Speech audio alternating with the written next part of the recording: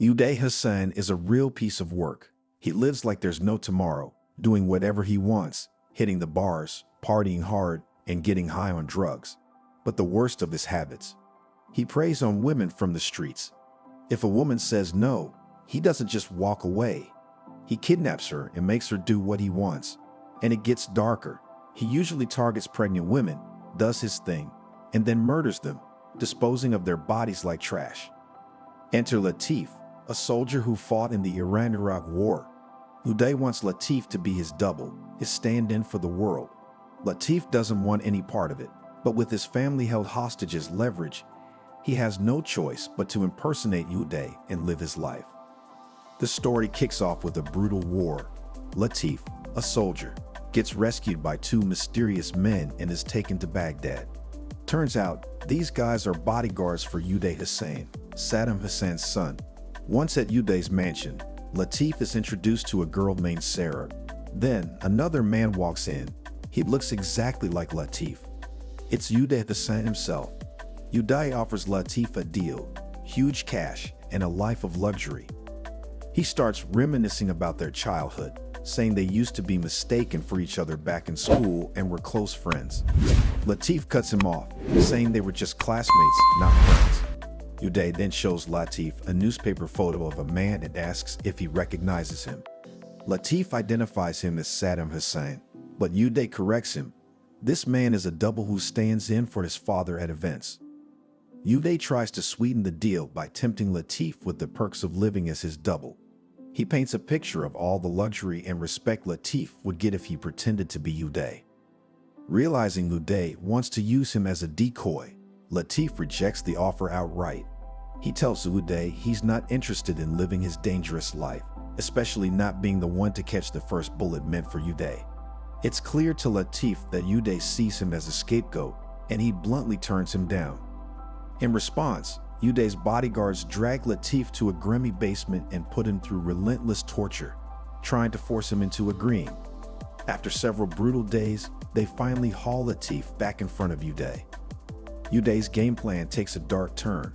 He starts blackmailing Latif with threats against his family. Uday coldly reminds Latif of his sister, brother, and parents, warning him that if he doesn't comply, they'll all be killed. Uday then brings in his advisor, Munum, who delivers a chilling ultimatum. Agree to the deal in 5 minutes or your family dies. With his family's life on the line, Latif accepts Uday's offer. The next day, Uday's servant, Yasin, gives Latif a tour of Uday's mansion, explaining where all of Uday's things are and what Latif has to do all day. At night, Latif tries to call his family, but suddenly Munum comes into the room and tells Latif that he can't make phone calls while staying at the mansion. Latif then explains to Munum that he writes a letter to his family every week to let them know that he is alive. If he doesn't send the letter, they will think he was killed in the war. Munum tells Latif that he is already dead to his family because there is no way he will ever be able to go back to them. Uday's personality is completely different from Latif's. Uday is more of a playboy and does whatever he desires. He kidnaps women off the streets, especially pregnant women, and if someone resists, he kidnaps and rapes them. After he is done with them, he kills the women and disposes of their bodies in an abandoned place where he keeps wild animals as pets. The animals eat the victims' corpses, leaving no trace behind. Meanwhile, Latif is a man of ethics and morals. The next day, Latif is taken to 2 German doctors who examine him and perform surgery on his face to make him identical to Uday. After all the surgical procedures are completed, Uday teaches Latif to imitate him by smiling and acting like him. Munum gives Latif a complete journal on how Uday's life works, and Latif is groomed and dressed exactly like Uday. After that, a friend of Uday comes to meet Latif and shows him a few videos of torturing people to teach him what they do with those who go against them. After Uday's friend leaves the room, Latif turns off the tapes and walks out angrily, where he is met by Munum, who asks him what the matter is. Latif, frustrated, tells him that he cannot be a part of all this, but Munum assures him that the people tortured in the videos are all enemies of their country.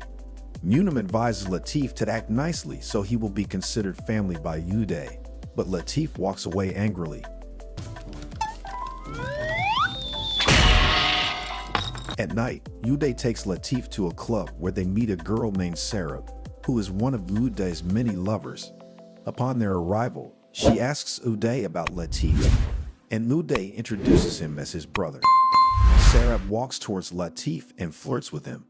Talking sweetly to him, she starts to dance in front of him to get his attention. Latif finally gets a chance when no one is looking at him. He quickly goes out of the bar and drives off in Uday's car to see his family. When Uday realizes that Latif is no longer in the bar, he quickly calls his guards to look for him. When Latif arrives at his family house, he sees Uday's guards coming out of the house and realizes that his plan to meet his family has failed. He looks back and sees Uday's guard behind him. He is then captured and taken prisoner by Uday's guards and tortured for his misbehavior. After Latif recovers from the wounds he received during the torture, he dresses up and acts like Uday. Everyone is impressed by this, and Munum praises Latif for his acting. Latif is then taken to meet President Saddam Hussein. He is escorted by Munum and Uday's guard. When he meets the president, Saddam tells him that he now has 3 sons instead of 2, and Latif is pleased about it. Latif then walks out of Saddam's office and sees his double duplicate along with Uday's younger brother, Uday Hussein. Even with his great acting skills, Uday recognizes Latif and tells Saddam's duplicate that the man in front of them is not Uday. After that, Uday and Latif have a meeting with some Kuwaiti leaders. After they have greeted the leaders, Uday orders Latif to go out and give a speech. When Latif steps out, a young boy, mistaking him for Uday, shoots at him, but Uday's bodyguards protect Latif and kill the young shooter. Uday comes in, fuming with anger, and tells Latif that he believes the Kuwaitis are behind this deadly attack. He accuses the Kuwaiti leaders of stealing oil from Iraqi fields and tells them that his father will wipe them all out. After Uday leaves, Latif tells Munum that Uday is not just insane but psychotic. To his surprise, Munum acknowledges this too, but admits that he can't do anything about it. After this incident, Iraqi forces are shown invading Kuwait. Uday kidnaps a 14-year-old girl from the streets and forces her to attend a party with him, where he gives her drugs, rendering her senseless. Uday's father's close friend, Kamal, makes comments about Uday's interest in young girls, which leads Uday to harshly insult Kamal. Feeling this as a serious insult to his ego, the drunk Kamal grabs an AK-47 and fires it into the air. Uday, who is having his time with the young girl in his room, gets furious from the disturbance and angrily walks out and asks Kamal to stop this nonsense. But Kamal further adds fuel to Uday's anger when he tells him that he only takes orders from Saddam Hussein. This enrages Uday to the extreme, and he takes a knife and brutally butchers up Kamal without caring that he is his father's close friend and ends up shooting him in front of everyone. The next day, Uday's bodyguards throw away the schoolgirl's dead body. When Saddam Hussein came to know what Uday had done, he got furious and marched into the hospital where Uday was getting treatment for high overdosage of his sleeping pills, but that didn't stop Saddam from beating his son. Saddam tries to castrate him, but the doctor stops him. Amidst this chaos, the United States forced Saddam Hussein to withdraw his army from Kuwait and stop the war. At night, Sarah comes to Latif's room while he is practicing the speech he will be giving the Iraqi soldiers. He tells her to leave as she can't stay there, but she stays there and seduces Latif. Getting under the temptation, Latif kisses her and they proceed to make love. The next morning, Latif is escorted to a military base to meet President Saddam, but instead of the president, he is met with the double of Saddam, who tells him to go and speak to the soldiers to boost their morale and fighting spirit. Latif immediately understands the mission and goes to a military camp where people are overjoyed to see him, and Latif delivers a powerful speech to the soldiers. Victory screech!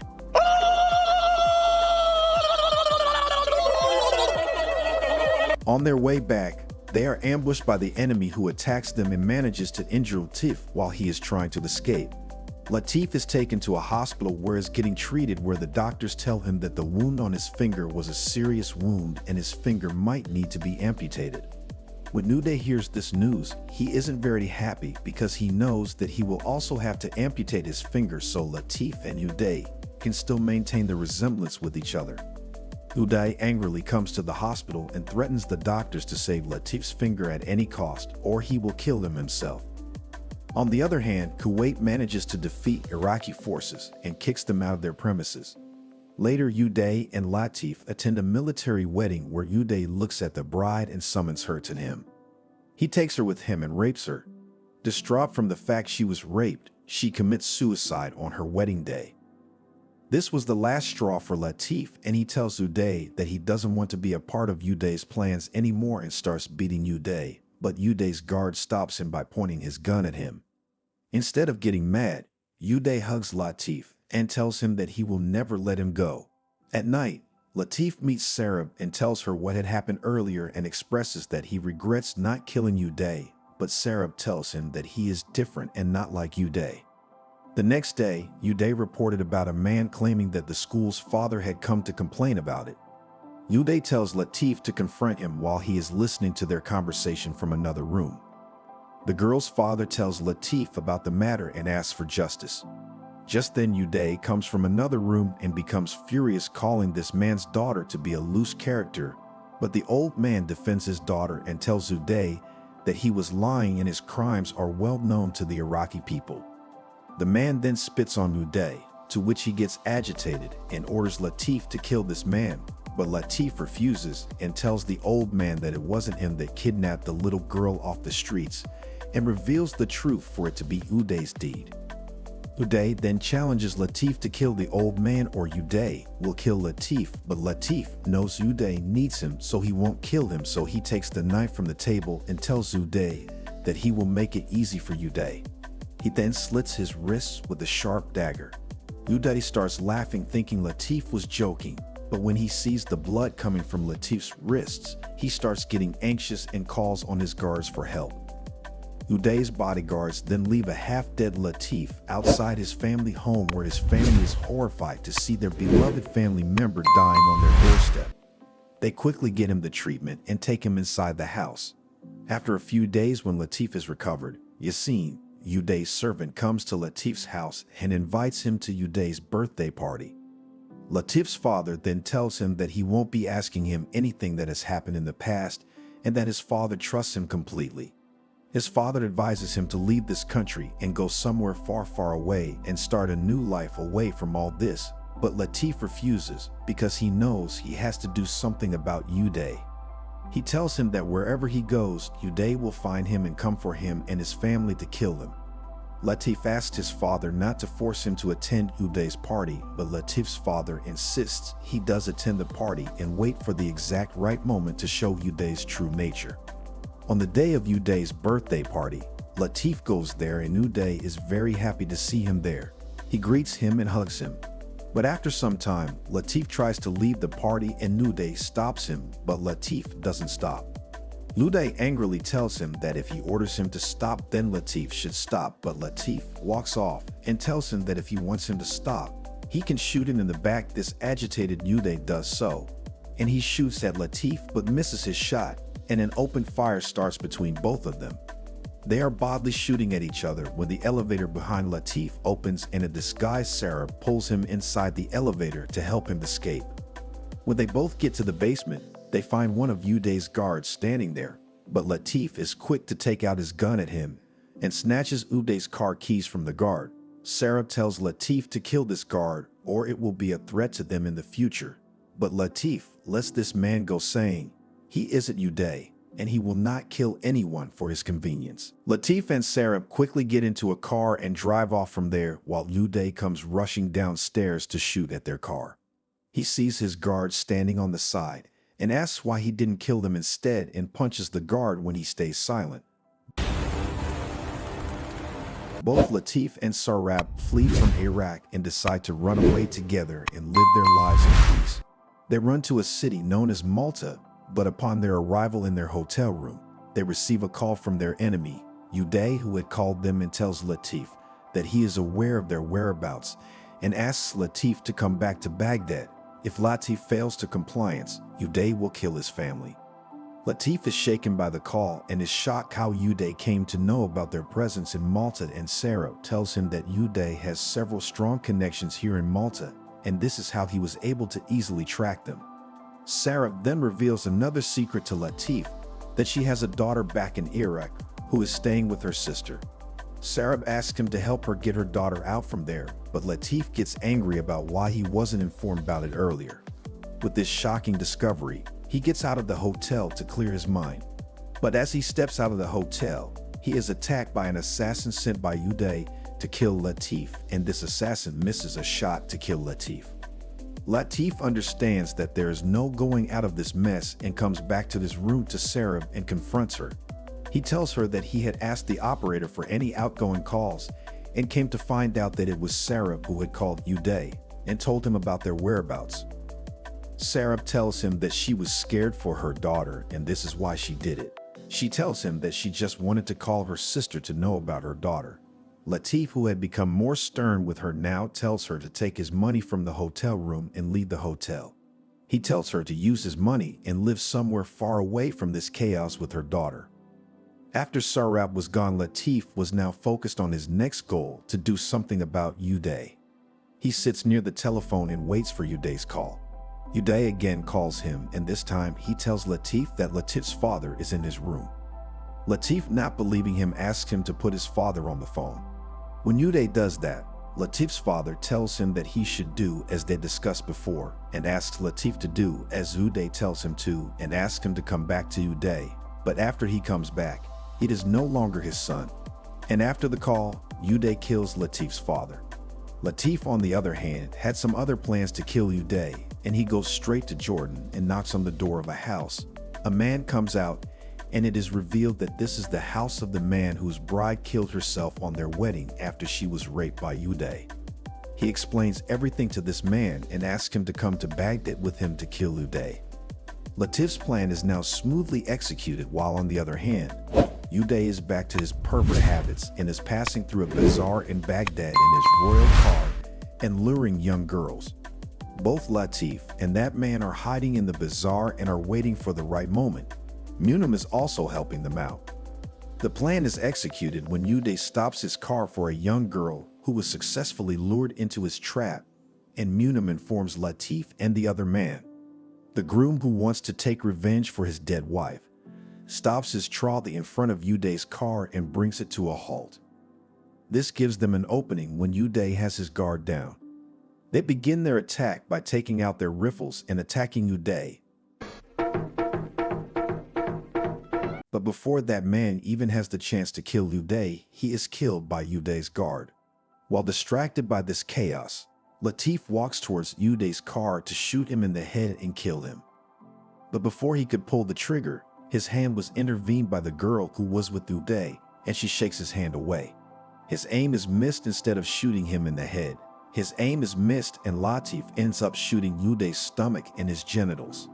Latif tried to shoot him again, but the girl got in between them, so Latif had no choice but to leave his work half done. In the middle of this chaos, Latif tries to escape, but is followed by Uday's bodyguard, who follows him and catches him. When Latif turns back, he sees that this is the same guard Latif spared earlier. The guard looks at Latif and remembers the gratitude that Latif once showed him and lets Latif go. Uday's guards, on the other hand, are trying to shoot people away from his car and call an ambulance for Uday while he is suffering from pain. People who were so done with Uday all teamed up with Latif and got him killed, and it is known that no one saw Latif after this incident. It was also rumored that Uday survived this attack, but was executed by the Iraqi army in 2003.